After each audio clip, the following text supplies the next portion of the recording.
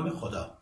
در نظر دارم که مقاله سوم رو در مورد وحی و الهام با شما صحبت کنم و امید دارم که با مطالعه‌ای که روی مقاله اول و دوم انجام دادید ارتباط خوبی با موضوعاتی که در مقاله سوم ارائه میدم بتونید برقرار کنید.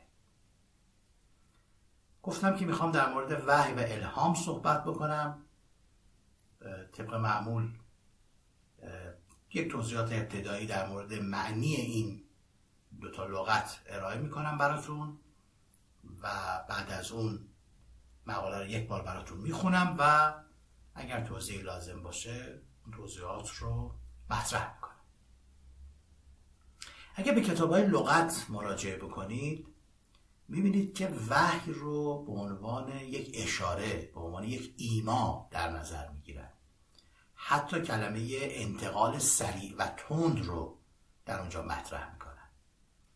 مثلا اگر شما به اشاره مطلبی رو به فردی تذکر بدید، از لحاظ لغوی شما دارید وحی انجام میدید، یعنی از طریق یک اشاره مطلب خودتون رو به طرف مقابل منتقل میکنید.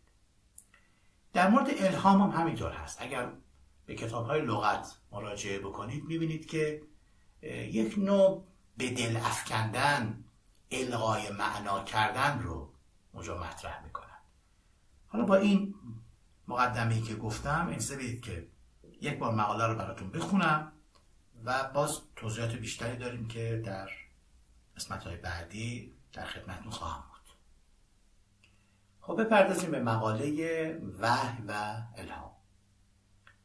هر ممکن الوجود از فضای بیشکل بهره‌ای دارد که به آن ذهن گوییم و در فضای شکلی حضوری دارد که به آن بدن مثالی گفته می شود. بنابراین با دو عالم روبرو هستیم، یکی عالم ذهن و دیگری عالم مثال. حال میگوییم وحی عامل بقای عالم ذهن و عالم مثال است و اوست که اختصاص ذهن به ممکن الوجود و حضور شکلی آن را در قالب بدن مثالی میسر می‌سازد. ذهن ممکن الوجود با استفاده از بدن مثالی و حضور در فضای شکلی یا مثالی به شناخت تجربی دست می‌یابد. این شناخت ناظر بر کشف فضای شکلی، روابط فیزیکی و دریافت مفاهیم انتزاعی در ذهن است و باعث ایجاد جاذبه زندگی در عالم مثالی می شود.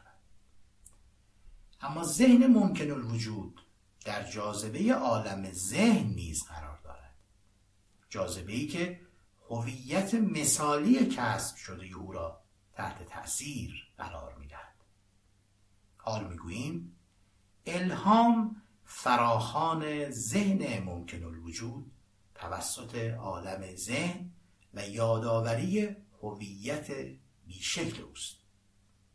بنابراین آدمی در بین دو شناخت یا جاذبه قرار دارد، یکی جاذبه عالم مثالی و دیگری جاذبه عالم ذهن.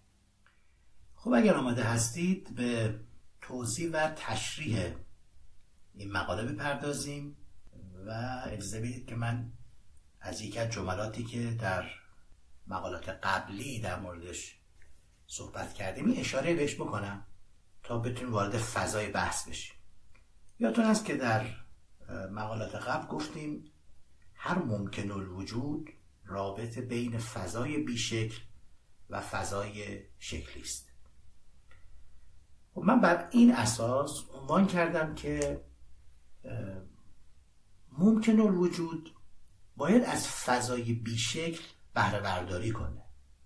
در یک طرف اون فضای بیشکل باید یه حصه، یه بهره، یه قسمتی بده به ممکن الوجود.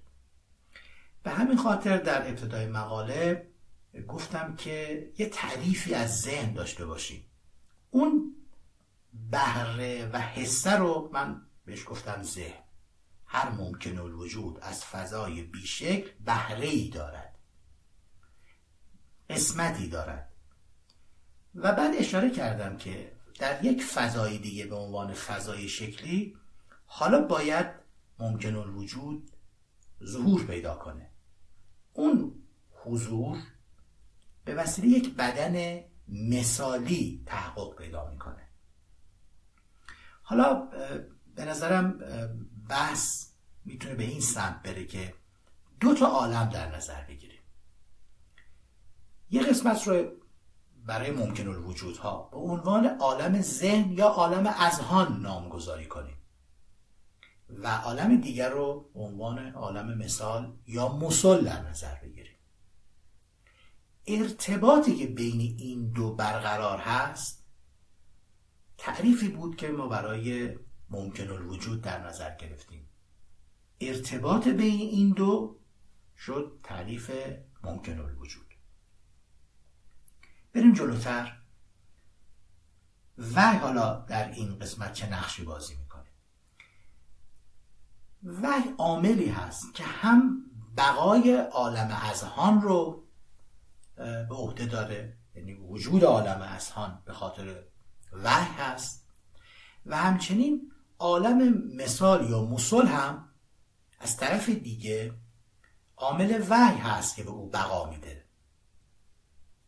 و حالا در 3مین مرحله باید بگیم که وحی اختصاص یک ذهن به ممکن الوجود و یک بدن مثالی به ممکن الوجود رو در ارتباط بین این 2 عالم به عهده خواهد گرفت. خب حالا شما در نظر بگیرید یک ممکن الوجود از این به بعد باید با ذهن شناخته بشه و هر کجا که من از صحبت از ذهن میکنم ممکن الوجود رو هم شما در کنار اون در نظر بگیرید. ذهن ممکن الوجود با استفاده از بدن مثالی که بهش اختصاص پیدا کرده در فضای شکلی یا مثالی خودش رو مطرح میکنه. ارتباطش چگونه هستش؟ با این نزدیکی که ذهن با بخش مثالی برقرار کرده دچار یک شناخت تجربی میشه. این نزدیکی به او اجازه میده که دچار شناخت بشه. قبلا گفتیم این کلمه رو میتونیم بهش وجد هم بگیم، دریافت، شناخت. خب چیکار خواهد کرد ذهن در این مرحله؟ شروع میکنه به نگاه کردن به این فضای شکلی، بدنهای مختلف یا بدنهای مختلف. بذارید مثال بزنم. مثلا درخت یک نوع بدن مثالی هست.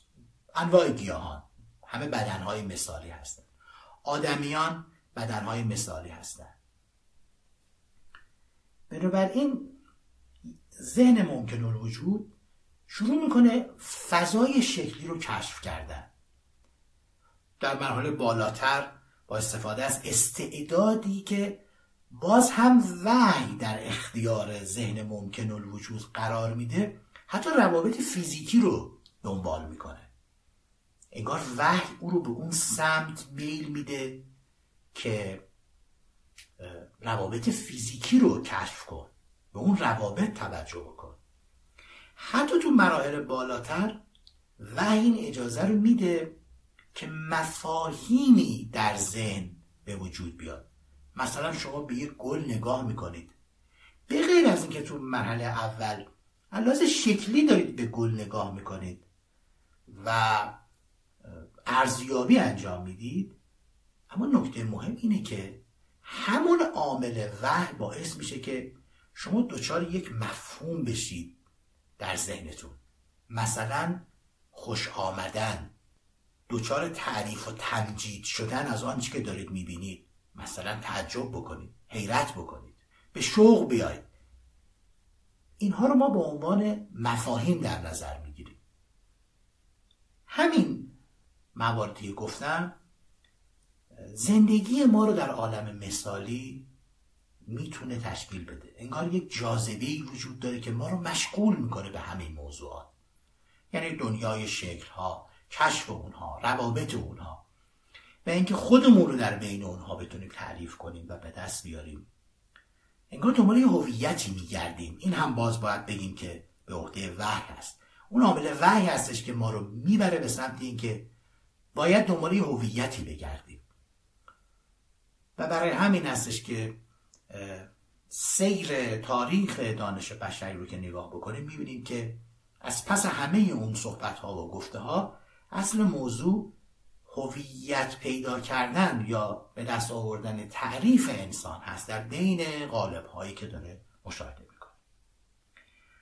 در آینده وقت بیشتری در مورد شناخت خواهیم گذاشت و مقالات دیگه‌ای رو ارائه خواهیم داد. اما نکته مهم دیگه‌ای که وجود داره این هستش که ذهن ممکن الوجود یه جاذبه دیگه‌ای رو هم باش برخورد میکنه. شما هم با یک چنین جاذبه‌ای روبرو شدید و اون جاذبه عالم دیگه‌ای است که ما بهش گفتیم عالم اذهان. وحی این موضوع رو به عهده داره، یعنی اون جاذبه‌ای که شما گاه و بیگاه نسبت به یک عالمی که نمیشناسید ولی جاذبه‌اش رو احساس میکنید، ذهن این موضوع رو به عهده داره. این بار نیز وحی در صدد هست که هویت مثالی که شما به دست آوردید رو به چالش بکشه و اشاره بکنه به این که این هویت اصلی شما نیست. این یک هویت قراردادی و مثالی هست. اگر ذهن ممکن الوجود تحت این جاذبه به کار خودش ادامه بده و دچار تمرکز ارادی بشه، میتونه این جاذبه رو بیشتر درک بکنه. بعد من تعریف براتون مطرح کردم، گفتم الهام رو بیا نوع خاصی از وحی در نظر بگیریم و جداگانه تعریفش بکنیم. گرچه لازم معنی دیدید که چقدر به هم نزدیک هستن این دو کلمه الهام و وحی. هر دو اشاره به مسئله یه نوع فراخوان پنهانی و مخفی دارن به اینها اشاره میکنن و معنا میدن. چه تعریفی مطرح کردم؟ گفتم الهام یک نوع فراخوان است که در ذهن ممکن الوجود ایجاد میشه، اما این فراخوانی است که توسط عالم اذهان، عالم ذهنها داره اتفاق میفته. چه چیز رو القا میکنه؟ چه چیز رو یادآوری میکنه؟ یادآوری این که شما یه هویت دیگه دارید و هویت مثالی شما رو به چالش میکشه. از این بعد ما آدمی رو باید بین دو جاذبه در نظر بگیریم، بین دو عالم در نظر بگیریم که البته به نظر میرسه که باید یک تقدم و تأخری هم در نظر بگیریم. یعنی باید انسان با بدن مثالی خودش و با ذهنی که در اختیار داره به یک شناخت یا شناخت‌های ابتدایی دست پیدا بکنه و زندگی مثالی رو تجربه بکنه، روابط رو کشف بکنه، دوچار یک سری مفاهیم بشه. اما از طرف دیگه باید یک نوع جاذبه و شناخت دیگه رو هم در کنار اون در نظر بگیریم که اگر ذهن آماده بود اون رو به یک سمت دیگه هم فراخوان کنیم. یعنی یکی جاذبه عالم مثل و دیگری جاذبه عالم اذهان. این دوتا جاذبه دائما انسان رو تحت تاثیر قرار میده. امیدوارم که این توضیحات به گونه‌ای ارائه شده باشه که این روندی که داریم طی می‌کنیم رو شما با ما همراه باشید. بدیهی که در مقالات بعدی سعی می‌کنیم که روی همین موضوعات با دقت بیشتری بحث و گفتگو کنیم. از اینکه وقت گذاشتید و به این توضیحات، به این مقاله توجه کردید تشکر می‌کنم.